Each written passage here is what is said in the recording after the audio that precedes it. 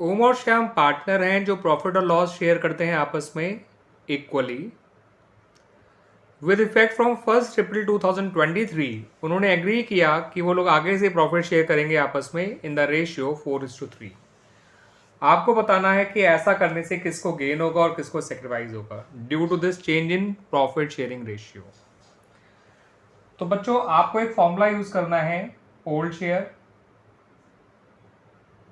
Minus new share. ठीक है बच्चों, जब भी पार्टनर्स अपना प्रॉफिट शेयरिंग रेशियो चेंज करेंगे तो आपको ये पर्टिकुलर फॉर्मूला यूज करना है, old share minus new share for both ohm and Shyam. अगर आंसर पॉजिटिव आया तो इसका मतलब वो सेक्रीफाइस कर रहा है पार्टनर, नेगेटिव आया तो वो गेन कर रहा है।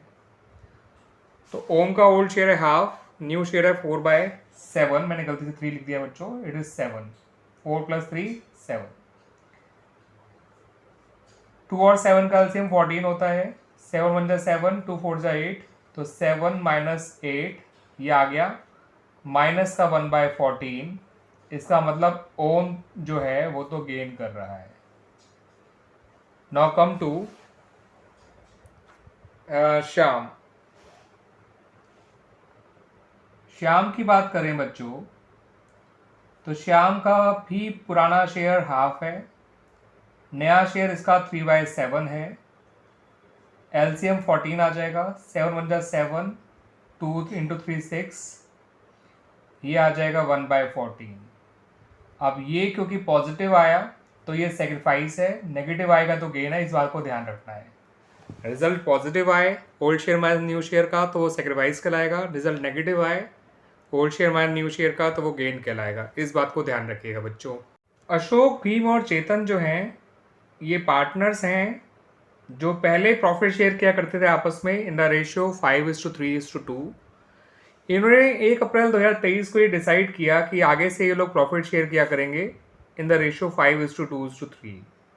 आपको बताना है कि ऐसा करने से किस पार्टनर को गेन हो रहा है और किस पार्टनर को सेक्रीफाइस करना पड़ रहा है। ठीक है बच्चों, तो बच्चों गेन हो या सेक्रीफाइस आप फॉर्मूला ये वाला यूज करिएगा, old share minus new share. ठीक है बच्चों, अगर रिजल्ट पॉजिटिव आया तो पार्टनर सेक्रीफाइस कर रहा है, नेगेटिव आया तो पार्टनर गेन कर रहा है, और अगर कुछ नहीं आया तो इसका मतलब 0 आया तो इसका मतलब ना पार्टनर गेन कर रहा है ना सेक्रीफाइस कर रहा है। तो अगर हम अशोक के लिए करें तो उसका ओल्ड शेयर है 5/10, उसका नया शेयर भी है 5/10 और ये आ गया 0। इसका मतलब अशोक ना ही गेन कर रहा है ना ही वो सेक्रीफाइस कर रहा है। भीम का पुराना शेयर है 3/10, नया शेयर है 2/10, तो भीम का आंसर आया 1/10, इसका मतलब ये सेक्रीफाइस कर रहा है। चेतन की बात करें तो उसका पुराना शेयर है 2/10, नया शेयर है 3/10, डिफरेंस आया -1/10, इसका मतलब ये गेन कर रहा है। तो एज ए रिजल्ट हम ये कह सकते हैं कि अशोक तो ना ही गेन कर रहा है ना ही सेक्रीफाइस कर रहा है, भीम जो है वो सेक्रीफाइस कर रहा है और चेतन जो है वो गेन कर रहा है। ठीक है बच्चों, एक्स वाई और जेड पार्टनर हैं जो पहले प्रॉफिट शेयर करते थे आपस में in the ratio 5:3:2। With effect from 1 अप्रैल 2023 इन्होंने डिसाइड किया कि आगे से ये सभी लोग इक्वली प्रॉफिट शेयर करेंगे। आपको बताना है कि as a result of that किस पार्टनर को सेक्रीफाइस करना पड़ेगा और किस पार्टनर को गेन होगा। ठीक है बच्चों, तो सेक्रीफाइस हो या गेन आपको फॉर्मूला यूज करना है, old share minus new share. Answer positive आए तो समझ जाइएगा कि सेक्रीफाइस है, नेगेटिव आए तो समझ जाइएगा बच्चों कि वो गेन है। तो x के लिए भी ये यूज करिए, y के लिए भी और z के लिए भी। तो पहले x के लिए कर लेते हैं, ओल्ड शेयर है 5/10, न्यू शेयर है 1/3, एलसीएम 30 आ गया, 15 - 10 दैट इज 5/30। इसका मतलब x तो सेक्रीफाइस ही कर रहा है बिकॉज उसका आंसर पॉजिटिव है, रिजल्ट पॉजिटिव आया है old share minus new share का। y की बात करें तो पुराना शेयर 3/10, नया शेयर 1/3, एलसीएम 30, 9 - 10 माइनस का 1/30, इसका मतलब y गेन कर रहा है। z की बात करें तो पुराना शेयर 2/10, नया शेयर 1/3, 6 माइनस 10 माइनस 4/30, यानी कि Z भी गेन कर रहा है। अब दो लोग गेन कर रहे हैं तो एटलीस्ट हम गेनिंग रेशियो तो ढूंढ ही सकते हैं। तो गेनिंग रेशियो आ गया 1:4। ठीक है बच्चों, X सेक्रीफाइस कर रहा है, Y और Z गेन कर रहे हैं, और जो गेन कर रहे हैं उनका गेनिंग रेशियो है 1:4। और एक चीज़ और नोटिस करिएगा बच्चों, जितना सेक्रीफाइस हुआ करता है उतना ही गेन हुआ करता है। Total sacrifice is equal to total gain. Total gain भी 5/30, टोटल सेक्रीफाइस भी 5/30। ठीक है बच्चों, ABC पार्टनर हैं जिनका पुराना रेशियो है 5:4:1। ये कहा गया कि as per new agreement C जो है वो 1/5 शेयर एक्वायर करेगा फ्रॉम A। आपको बताना है what is the new ratio and what is the sacrifice और गेन ऑफ द पार्टनर्स। ठीक है बच्चों, तो नया रेशियो क्या होगा और साथ साथ बताइए कि कौन सेक्रीफाइस कर रहा है, कौन गेन कर रहा है, और ज़रूरत पड़े तो गेनिंग रेशियो या फिर सेक्रीफाइसिंग रेशियो भी निकाल के बताइए। ठीक है बच्चों, तो क्वेश्चन में साफ दे रखा है कि C takes 1/5 share from A, तो इसका मतलब जितना C A से ले रहा है वो A का सेक्रीफाइस हो जाएगा, दैट इज 1/5, और यही C का गेन भी हो जाएगा 1/5। अब A के नए शेयर की बात करें तो उसका नया शेयर कम हो जाएगा बिकॉज उसने सेक्रीफाइस किया है, तो पुराने शेयर में से सेक्रीफाइस हटा दीजिए। एलसीएम आएगा 10, 5 - 2 that is 3/10। This is A's new share. B के नए शेयर की बात करें तो वो पहले जैसे ही रहेगा बिकॉज ना ही वो सेक्रीफाइस कर रहा है ना ही वो गेन कर रहा है, तो B's new share will remain as 4/10। C के नए शेयर की बात करें तो his earlier share was 1/10 and he gain 1/5, तो उसका नया शेयर ज़्यादा हो जाएगा 1 + 2 दैट इज 3/10। तो आप इनके सबके नए शेयर कंपेयर करेंगे तो नया रेशियो आ गया 3:4:3, और क्योंकि एक ही जना सेक्रीफाइस और एक ही जना गेन कर रहा है तो कोई गेनिंग रेशियो और सेक्रीफाइसिंग रेशियो की ज़रूरत है ही नहीं बच्चों। क्लियर बच्चों, तो इस तरह से ये पार्ट सॉल्व हो गया क्वेश्चन का। सी जिनका पुराना रेशियो है 5:4:1, अब उन्होंने डिसाइड किया कि as per new agreement C जो है वो 1/5 शेयर एक्वायर करेगा A और B से इक्वली। ठीक है बच्चों, यानी C जो है वो 1/5 शेयर A और B से इक्वली एक्वायर करेगा। इसका मतलब ये हुआ कि 1/5 का आधा आधा दोनों देंगे A और B। 1/5 का आधा होता है 1/10, तो A भी सेक्रीफाइस करेगा 1/10, B भी सेक्रीफाइस करेगा 1/10, और C गेन करेगा 1/5, जिसे हम 2/10 भी कह सकते हैं। ठीक है बच्चों, तो इनका नया शेयर क्या होगा या नया रेशियो क्या होगा, आइए देखते हैं। तो A का सेक्रीफाइस आया C के शेयर का हाफ, यानी 1/5 × हाफ 1/10, उतना ही B का सेक्रीफाइस आएगा C के शेयर का हाफ, यानी 1/10। C का गेन होगा जितना वो अक्वायर कर रहा है 1/5, इसे हम लिख सकते हैं 2/10, या 1/5 भी रहने दें, कोई फर्क नहीं पड़ेगा। अब सेक्रीफाइस दो लोग कर रहे हैं तो एटलीस्ट हम सेक्रीफाइसिंग रेशियो तो बता ही सकते हैं कितना होगा इन लोगों का, 1:1। रही बात नए शेयर की, तो A का नया शेयर होगा जितना था और जितना दे दिया, जितना था उसमें से जितना दे दिया उसे माइनस कर दीजिए, तो A का नया शेयर आ जाएगा 4/10।